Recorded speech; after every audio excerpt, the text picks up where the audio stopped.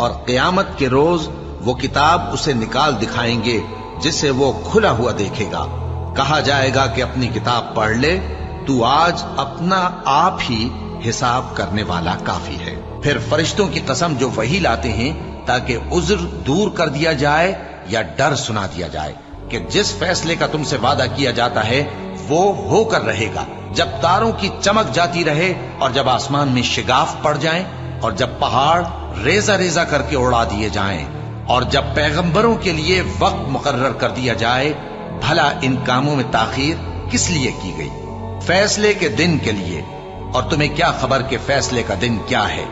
اس دن جھٹلانے والوں کے لیے خرابی ہوگی. تو اے پیغمبر ان کو باطل میں پڑے رہنے اور کھیل لینے دو یہاں تک کہ جس دن کا ان سے وعدہ کیا جاتا ہے وہ ان کے سامنے موجود ہو. اس دن یہ قبروں سے نکل کر اس طرح